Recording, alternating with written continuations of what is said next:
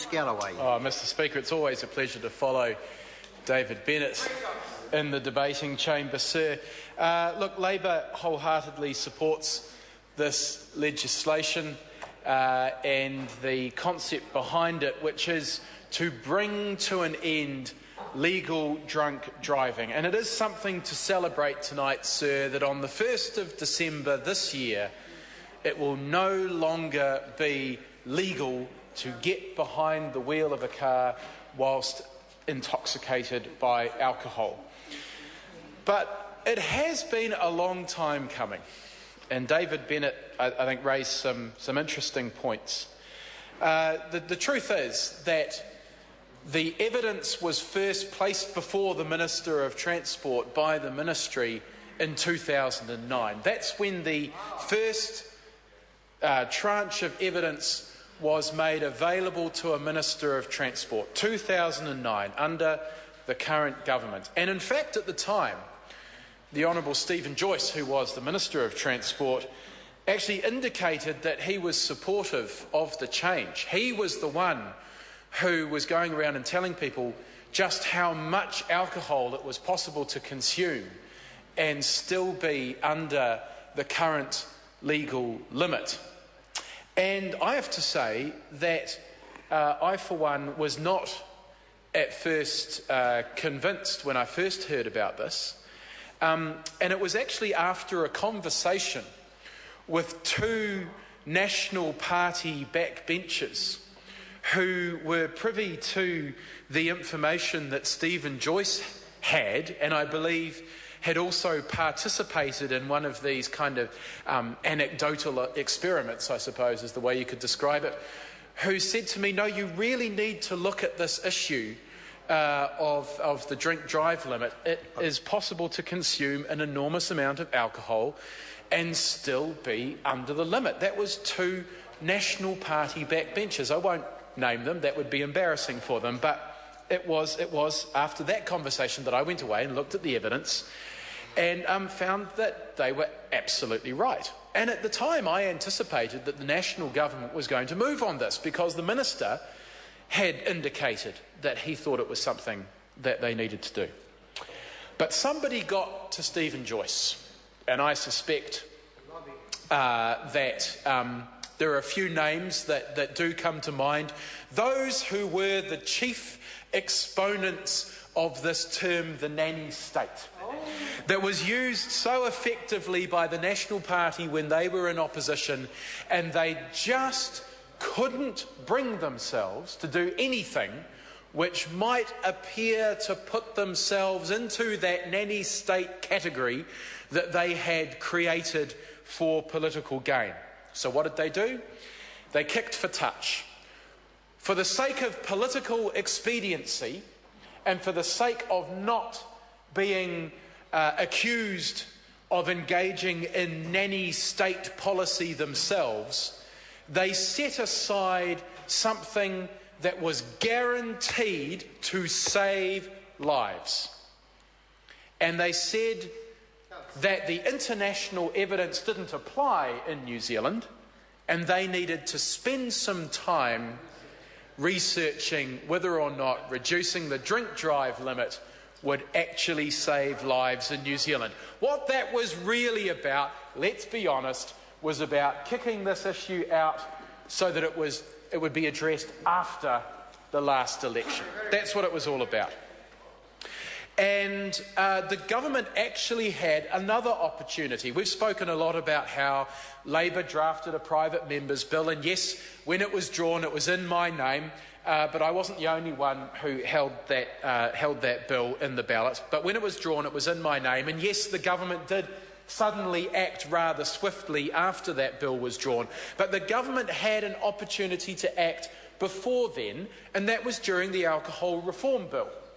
Because I put up, by way of supplementary order paper, an amendment to the alcohol reform bill that was absolutely in order to reduce the drink-drive limit. Because for a lot of the people who have been advocating a reduction in the drink-drive limit, they actually saw it as part of the suite of measures that were required to reduce alcohol-related harm. So actually taking action on this absolutely fitted with what we were and should have been doing through the Alcohol Reform Bill.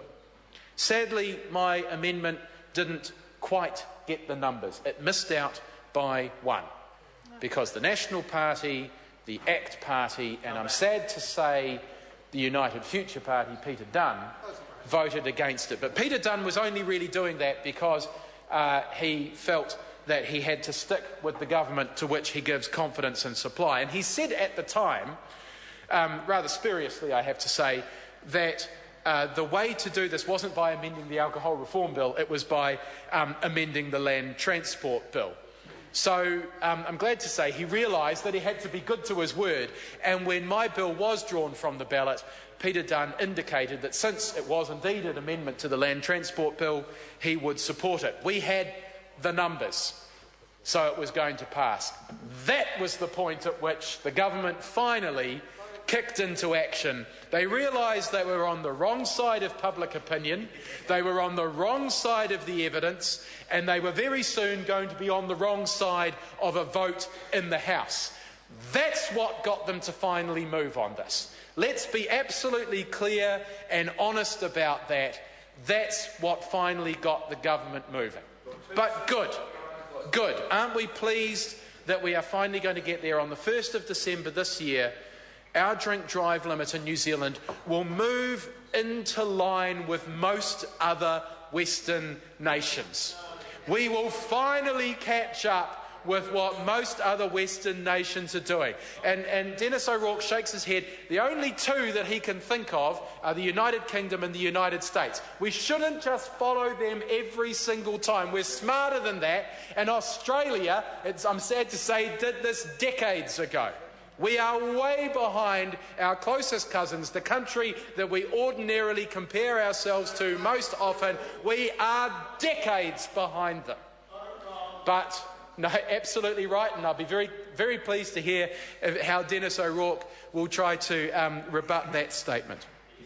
But, sir, we are pleased that this is going ahead, but we do have a point of difference. We're not entirely convinced by this idea of having an infringement offence for those who are over 0.05 but under 0.08. And what Labour was originally proposing was simply to lower the limit and for it to be a criminal offence to be a drink driver, to be drunk behind the wheel. Because that's what being over 0.05 is. It is being a drunk driver. And it should be, we think, on this side of the House, a criminal offence to be a drunk driver. Now, the government has offered up a couple of different arguments for this. They say that the drunk drivers who are least drunk cause the least amount of harm. Well, I'm sorry, they're still a drunk driver. They are still a drunk driver, and it's always been a criminal offence in New Zealand in the past to be a drunk driver, and it should continue to be a criminal offence in New Zealand to be a drunk driver. But the other is, they said, we'll clog up the courts with all the people who will drink to an excess of 0.05 but under 0.08, and we'll have to put them all through the court.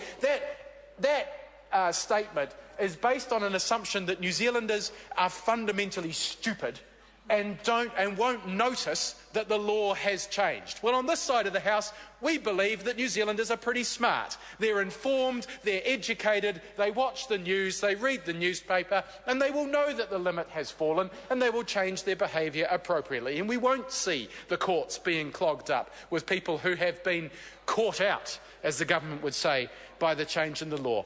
We haven't seen any strong evidence. We know that there are different regimes around the world, but we have not seen any evidence. The Minister didn't refer to it.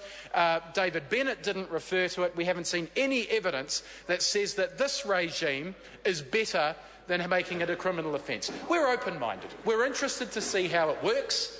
But if it's not working in the way we anticipated, we do need to come back and review it and ensure that we've done this right. Sir, this is a step in the right direction. It's taken far too long. It's not the step that we would have taken, but we will support it because it is a significant improvement on the current situation where it is legal in New Zealand to drink and drive. Labour did nothing for 9 years. Jan Logie. Thank you, Mr.